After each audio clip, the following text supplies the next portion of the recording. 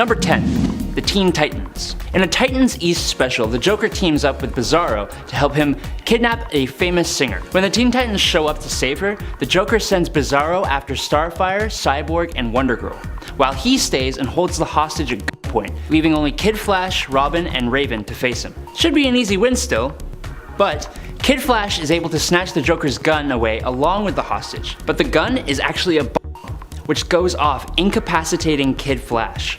Raven then makes the Joker's worst nightmares appear before him in his mind, which is actually useless when it turns out that he actually finds his nightmares to be funny. Once the Titans are able to use blue kryptonite to cripple Bizarro though, the entire team is able to focus on the Joker. For a moment there, he showed how he could have pretty easily won that encounter. Number 9. Brave and the Bold. Seeing how the Joker has no powers of any kind other than his insanity and a knack for causing chaos, he seems to be able to go after and defeat some pretty impressive people. In an episode of the cartoon show The Brave and the Bold, the Joker decides to go after none other than Wonder Woman and her home of Themyscira. He disguises himself as an Amazon warrior and participates in gladiatorial games and contests in front of the Queen and the Princess. He kind of impossibly defeats the rest of the competitors with his knockout gas before approaching Diana herself. After a scuffle involving rubber chickens, comically large bugs, and playing cards ensues, Joker is actually able to somehow knock out Wonder Woman with gas from his flower. Number 8. Jeepers Creepers. Joker and the Creeper, who is a very unknown and pretty strange Gotham-based hero, come to blows in 1975's Joker number 3. When the Joker frames Jack Ryder for a robbery, the Creeper hunts the clown down and tries to confront him. After a series of body blows, he knocks the clown to the ground, seemingly defeated. But of course, in a very Joker-esque moment, his coattails shoot out as a projectile and knock the Creeper off guard, allowing the Joker to gain the upper hand and choke the Creeper into unconsciousness. Now, the Creeper has superhuman strength and agility, so it's pretty embarrassing to get knocked out by a regular human lunatic, I'd say. Hello there, nerds. Just wanna quickly pause here to say thanks for watching. Your support and affection really helps us to continue to pump out videos for you guys to enjoy. Keep up the likes and subscribes. Number 7. Nightwing's Home. In that same storyline, Death of the Family, the Joker gets up to much worse than just a face-off prank. At the start of the comic, Nightwing initially tried to warn Bruce because their identities were on the line. Haley's Circus was also supposed to open up in Gotham around the same time, but clearly things were a little wild and dangerous, so Dick opted to relocate that circus to keep the members safe. They're his friends, practically family, and co-workers. Makes sense. Only the Joker was already more than a few steps ahead of him. The Joker took out one of Dick Grayson's ex-girlfriends and the main clown act. He hit him where it hurts, but he wasn't done yet. The Joker set up a party for Dick. He got all the other performers, who are very much not alive at this point, and used Joker venom so they would double down and attack their enemy, as well as being, corpse-like. It's a double whammy. Number 6. Death of the Family. This isn't the death in the family story that sees Joker killing Jason Todd, but the death of the family story actually ends up seeing Joker going after every member of the Batman's family, threatening to take them all out. Spoiler warning, I'm about to reveal the ending of the story, so if you want to read it, which you should, skip to the next segment.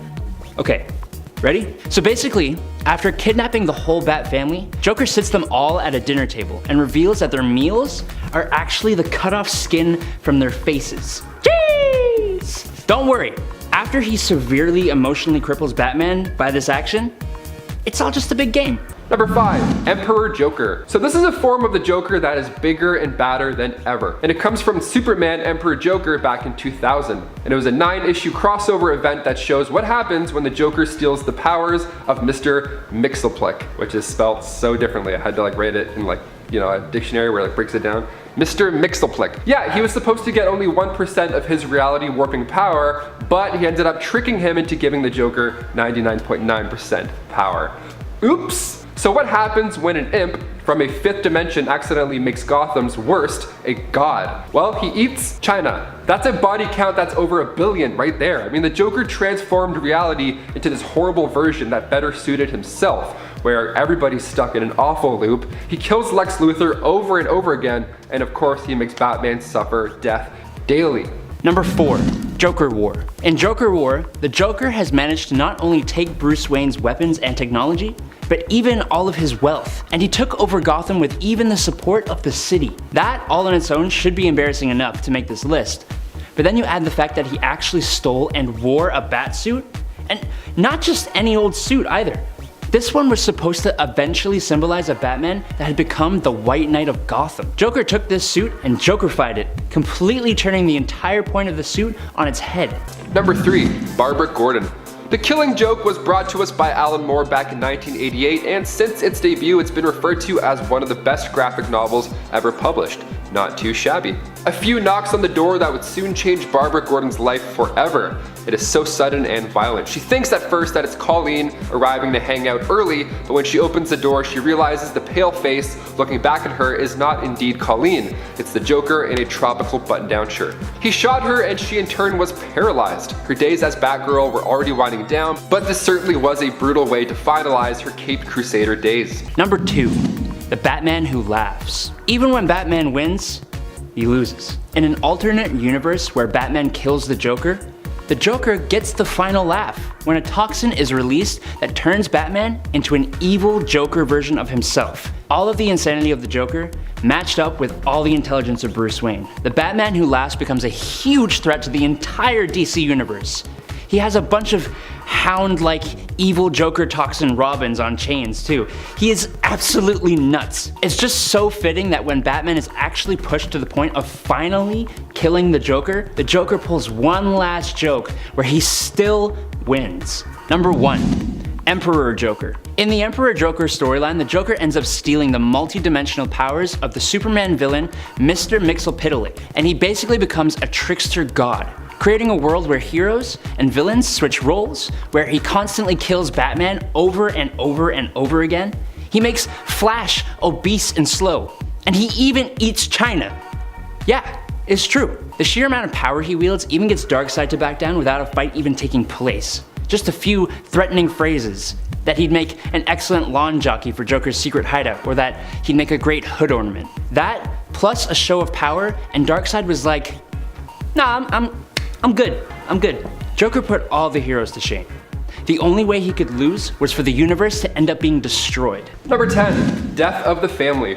Written by Scott Snyder, released in 2013, we see the Joker make his return to Gotham City after having his face sliced off. Yeah, the doll maker gave him a facelift of a lifetime, literally, while he was in Arkham Asylum, but it was all part of a plan.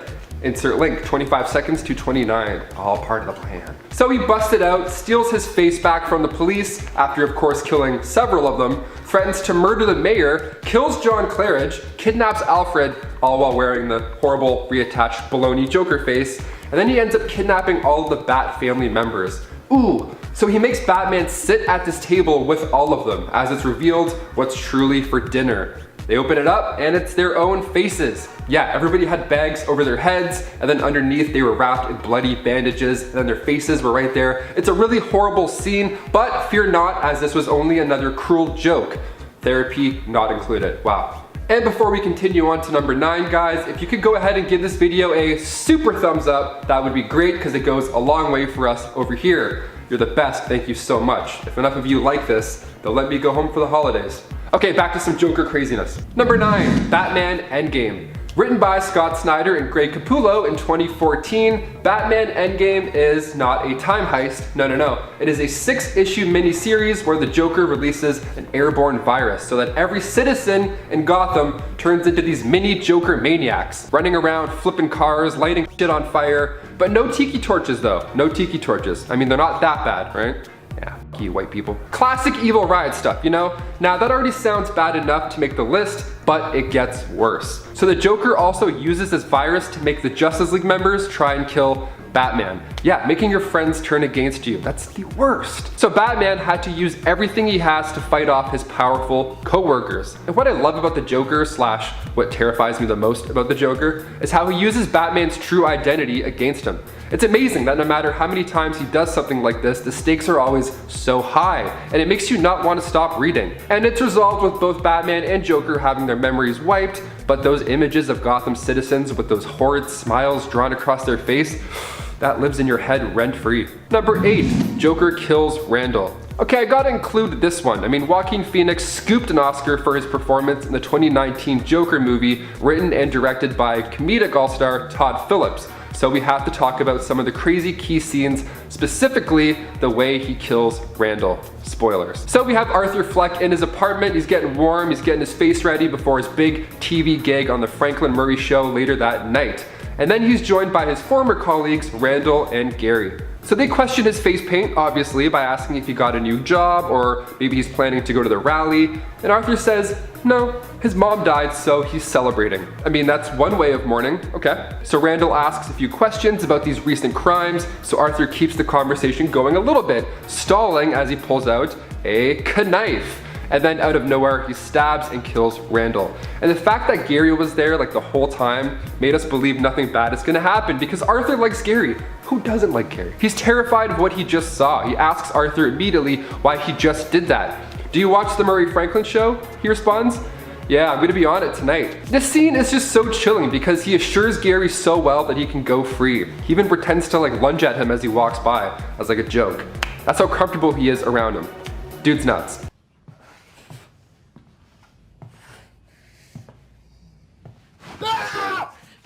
Number 7. Batman White Knight. Speaking of making Batman look bad, in Batman White Knight, Joker actually becomes the hero. Sort of. Joker is cured of his mental illness in a violent forced ingestion of a drug by Batman, which causes doubt in Batman within the minds of the public. Joker then goes on a mission to basically prove that Batman is addicted to violence. Instead of his usual mad and murderous ways though, Joker instead becomes a city official and fights against vigilante justice. His methods are still pretty sinister, but he really gets close to showing just how messed up Bruce is. And the embarrassment of this ultimately leads to Bruce wanting to change his ways. Number 6, Joker kills the audience. This moment also mirrors what happened in the finale of the Todd Phillips Joker movie, so I gotta bring it up. It's like 2 birds, 1 stone, bam bam. So in Batman The Dark Knight Returns Part 2, Joker is invited on a talk show to get some insight behind his madness, which is always a great idea. Let's bring those people around. Ellen, like, hey, check under your seats, it's a knife. No. So stupid. After being asked by the host why he kills people, Joker explains how he's going to kill everybody in the room. And cue the panic laughs. What did he say? So Joker begins to explain that he thinks he's Batman's psychotic obsession. And then after asking about the lovely mugs that guests get to drink from on the show, the Joker then breaks the mug and then stabs Dr. Bartholomew in the neck, who was aiding Joker for this interview. Yeah, not so cured after all, I guess. And then if that wasn't bad enough, he then murdered the entire audience with a poisonous gas. Adam is a patient. Do guests get to keep these? Sure, you do whatever you want with it. We got a closet full of them. So similar in nature, yet I feel like this is worse. I don't know, like everyone else dying and getting poisoned, it's crazy. I also feel like Joaquin Phoenix is more awkward on a talk show than the Joker. I mean, watch any interview with him and you'll be like, no, for sure, definitely. Number 5, Batman Endgame. Great name, not the same at all. Written by Scott Snyder and Greg Capullo in 2014, Batman Endgame is a 6-issue miniseries where the Joker releases an airborne virus so that every citizen in Gotham turns into these mini Joker maniacs, just running around, flipping cars, doing evil riot stuff. Maybe tiki torches, I don't know, probably. Sounds fitting. That sounds bad at first, but we are talking about the Joker, so that's just the beginning of this madness. The Joker also used this virus to make the Justice League members go after Batman and try and kill him, turning the team against themselves. Classic stuff right there. So Batman had to use everything he has to fight off his powerful coworkers. What a night. Number 4, Harley Quinn. Making her first appearance in Batman Adventures issue 12, Harleen Quinzel, Adele Dazeem. Most commonly seen as the Joker's love life and twisted partner in crime, started off as an intern psychiatrist at Arkham Asylum. And then in the 1994 graphic novel, The Batman Adventures Mad Love, I don't know why I did that, Mad Love, we see Harleen's origin play out. So Dr. Harleen Frances Quinzel started to fall in love with the Madman as the days went by, because of course. It's an amazing graphic novel. It actually won the Eisner and Harvey Awards for Best Single Issue Comic of the Year. So if you haven't read it, check it out, it's great. She becomes intrigued with how the Joker's mind works, so she volunteers to help treat him. Now, after helping him escape numerous times, it's no surprise she became his sidekick, donning a jester suit of her own. And I like where they're going with Birds of Prey, giving her more of a spotlight rather than just this crazy sidekick to the Joker. And also, if I see any more of Jared Leto's Joker, I'm gonna bleach my eyes. That damaged tattoo on his forehead almost got the next spot on this list, I swear. Number 3, defeating Aquaman underwater. Did you know that even underwater, Aquaman was defeated by the Joker? Not one-on-one, mind you, but it's the Joker. That isn't really his forte anyways. In Legends of the DC Universe number 26 and number 27, Joker heads to Atlantis to get away from Batman. Even though Aquaman knows what Joker is up to, the Joker is still able to convince the people of Atlantis that he is the king of the surface world and that he can help them with finding a cure for the infected fish that they have. He even manages to get a scientist to fall in love with him. Even his own people didn't believe in Aquaman. Yikes. Number 2, beat Jason Todd. A Death in the Family, not to be confused with A Death of the Family, is a 4-part storyline written by Jim Starlin and published in 1988. Now, this was a huge moment in the Bat story because we see the Joker beat the second coming of Robin, Jason Todd, like to death. This actually came to life thanks to the producers allowing the readers to decide what happens next to the boy wonder. And they chose death. He beat him with a crowbar and then a bomb ended it all. Like the Joker used Jason's mother, he blackmailed her and then used her to get to Jason and then killed her off too. So dark. What's even crazier about this whole thing is that it was up to the fans to decide his fate. There was a 36-hour period from September 16th to 17th in 1988, and there was a number you could call in and vote if you wanted the Joker to kill Robin or not. That's like the weirdest reality show ever. Like dialing one number meant death, dialing the other meant survival. And it got really close too. It was almost like 50-50. God, I wish callers had to talk to somebody instead of just calling a number. That would be amazing. Yeah, hi. You know what? Death. I think, oh wait, no, death, for sure death. Thanks, awesome, sick, cheers. So one caller actually admitted to dialing the number numerous times just to put the nail in the coffin for the boy wonder. Yep, it worked. Hope you're happy. Hope you're 90 years old and also happy. And finally, number 1, he killed Jim Gordon's wife. Yes, this next one takes place during the holidays, so how fitting and joyous. Making her first appearance in Batman 405, the Year 1 storyline, we find Sarah Essen, Lieutenant Gordon's partner. So after Gordon's divorce, the two of them started to date and eventually they got married. Classic detective stuff. This all sounds lovely so far, but then in Detective Comics 741, we find the Joker after he's kidnapped like dozens of babies. Like I'm talking, this guy kidnapped a bunch of babies and then decided to hide them right in the basement of the Gotham police station, which in my opinion is the worst place to hide anything ever. End of story. So Sarah hears over the radio, Joker has the babies at Central, and she's like, what the f? And then she gets out of there, and then we see him in there talking to one of these babies while he's holding it, saying sweet things, you know, like how life is the biggest joke of all. Sweet things like that. So Sarah makes a loud entrance, tells the Joker to freeze, and Joker tosses the baby at her like hot potato. He tosses an infant, and then Sarah catches the baby, thank God, but then Joker wishes her a Merry Christmas and delivers, bow, a fatal bullet. But the baby's okay, but Sarah, not okay. Number 10, it's raining glass. Not hallelujah. In Batman Confidential issue 11, released back in 2008, we catch up with the Joker as he's prepared a blimp to soar over Gotham City. A nice blimp, you know how we get our hands on blimps. So when the police trail the large aircraft, it begins to descend towards the city, and then it finally explodes. Now you'd think that's already bad enough, that's quite stressful, but how about shards of glass that were inside said blimp? Just started raining down, just shards of glass raining down on Gotham's finest. I mean, scientifically it would look pretty, like all the light refraction, you'd be like, oh, then it's glass, so, you know, short-lived. The glass shards were covered also in this Joker venom, so they wouldn't only cut you, they would cut you and then you would go insane. This whole charade just to get Batsy's attention, and he didn't even buy it. Why? Because Batman was too busy beside Lorna Shore in the hospital, didn't even acknowledge the whole thing. I mean, you gotta try a little harder than that, Joker, which he definitely does. There's a reason this is number 10. Oof. And before we continue on with this dark list, if you want to go ahead and give us a thumbs up, it'll be the only happy thing probably in this list. So if you want to do that, kind of balance out the scales of emotion, that would be great. No pressure, but please. Number 9, Joker snaps. In the Dark Knight Returns comic from the mind of Frank Miller, Joker has returned 10 years later after being catatonic, because Batman has also returned to Gotham. Makes sense. He successfully convinces doctors at Arkham Asylum that he's now a sane person, and Joker even makes an appearance on a late night talk show just to butter it up, make it look really good. Fearing the worst, Batman shows up and Joker was still indeed a monster inside. He then released a cloud of Joker venom into the audience and he escaped. So naturally a chase ensues through a fair, it's pretty stressful, and Batman finally catches up to Joker in the Tunnel of Love, of course, of all places. Batman literally breaks Joker's neck a bit. He breaks his neck a bit, not enough to kill him. Good old Batsy following his one rule. The thing is though, Joker did want the last laugh, and if anything, to make Batman look like a killer. So he called Batman a coward and then just twisted his own neck until his own spine cracked. Imagine a clown calling you a coward and then breaking his own neck. I wouldn't sleep at night. I wouldn't sleep a wink. That's so scary. Coward. No, okay. You said it, man. Number 8, death of the family. Not to be confused with Death in the Family, which I may or may not talk about later. Beginning with Batman 426, Death of the Family is written by Jim Starlin, where Joker kidnaps the Bat family in order to lure in Batman to his trap. This trap being a creepy dinner where the guest's face have a bag over their head and there's bloody bandaging underneath. It's really a messy scene.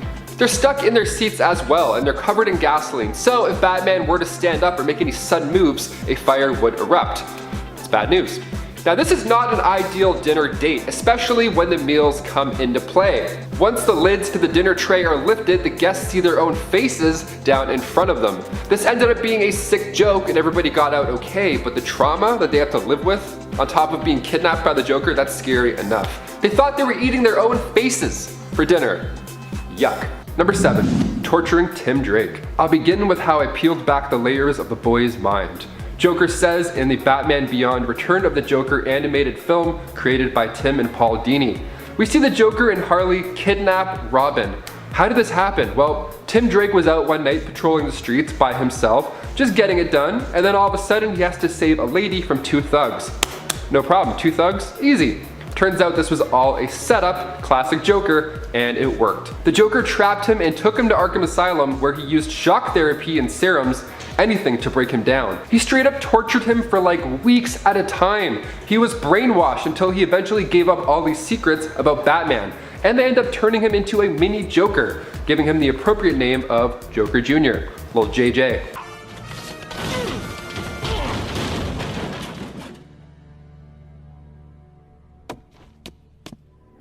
Lost, Batman. Number 6, full Monty. In Brian Azzarello's Joker, we see the Clown Prince go full psycho mode. The Joker returns to a lovely dancing establishment with poles and whiskey and such, and there he runs into his old pal Monty. It's been a while, so naturally drinks are an affair. Joker's out, let's party, right? Let's do it, pop some champagne. So one of the dancers that comes to the stage is that of Harley Quinn. Joker gets a little distracted and then he gets more and more eager to have this specific discussion with Monty. It's getting tense for the two. So the two leave for a bit, and then the next dancer to come to the stage is Monty. And well, he's not in his birthday suit because, well, the birthday suit means skin. Monty did not come out with any skin. In fact, he didn't even dance. He just came out skinless, reached out in horror, and then fell to his death. The one guy in the back of the club puked. Yeah, only one guy threw up. Isn't that wild? Number 5, a little extra twist. The Dark Knight Returns is an incredible story that is set in the future where the Joker, who is bored out of his mind, and an old retired Batman who no longer wants to play Joker's games. Cornering one another in a tunnel of love, Batman loses control and snaps Joker's neck, paralyzing him, but importantly, not killing him. Joker is rather put out about this though, and seeing an opportunity to completely ruin the Dark Knight's reputation, Joker uses the last bit of his strength to jerk his body enough to crack his own neck, killing himself so that the Gotham public will think that Batman murdered him in cold blood, which actually works and leads to another famous battle between Batman and Superman. Joker's really good at making Batman look bad. Number 4, torturing Tim Drake. In Batman Beyond Return of the Joker, created by Tim and Paul Dini, we see the Joker and Harley kidnap Robin. They just scoop up Tim Drake one night when he was out patrolling the city by himself. All of a sudden he has to save a lady from 2 thugs, which normally, that's a cakewalk, easy peasy, well trained for this, but it turns out this was all a setup. The Joker trapped him, took him to Arkham Asylum, and used shock therapy, serums, abuse, basically anything to break the boy wonder for 2 weeks straight. 2 weeks! That's a long time to be tortured. Sadly, he was eventually brainwashed until he started to spill secrets of Batman. They end up turning him into a mini Joker, giving him the appropriate nickname JJ as Joker Jr.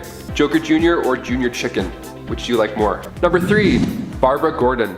This next one hurts me to talk about. Here we go. So The Killing Joke was brought to us by Alan Moore back in 1988, and since its debut, it's referred to as one of the best graphic novels ever published.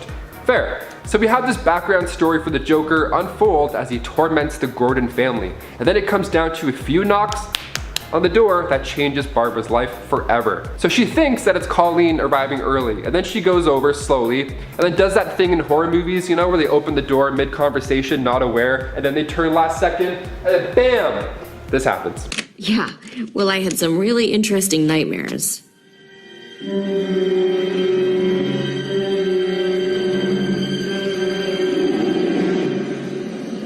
The animated movie didn't get the same raving reviews as the novel, and most reviewers agree that the movie built up all this backstory for Barbara just to be a plot device for Bruce's story. Yeah, she gets sacrificed in order for Batman to grow. Like, nobody was ever doubting the Joker would do something like this. I mean, guy eats China. So fans almost write the first 30 minutes off of what's otherwise a pretty solid time with the likes of Kevin Conroy and Mark Hamill voicing this adaptation. Number 2, killing Jason Todd. A Death in the Family, here we go. It is a 4-part storyline written by Jim Starlin, published in 1988, and this was a huge moment in the Bat story, perhaps one of the biggest. Well, rather a huge moment for Robin. The second Robin had just met his birth mother for the first time. She was in a rough spot in life. She was actually forced to work with the Joker, so his new plan was just to get her to safety. That was the main goal. She ends up pretty much handing Jason over to the Joker, where he then beat him with a crowbar half to death, and then he left both Jason and his mother to die in an explosion. Now, this wasn't all on the Joker, although it sounds like it when I say that out loud. Fans at the time had a say in this whole situation. There was a 36-hour period in September 1988 where you could call in and vote if the Joker should indeed kill Robin. And it was really close. It came down to like 200 votes, and then somebody apparently later on admitted to voting like a couple hundred times. So that's insane. Imagine if George R.R. Martin did that for Game of Thrones. He's like, hey guys, call in if you want me to do the Red Wedding. I don't know.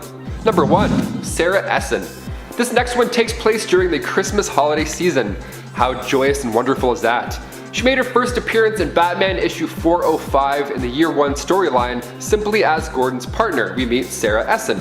Now, after Gordon's divorce, the two of them started to date, and eventually, since things were going so well, they got married.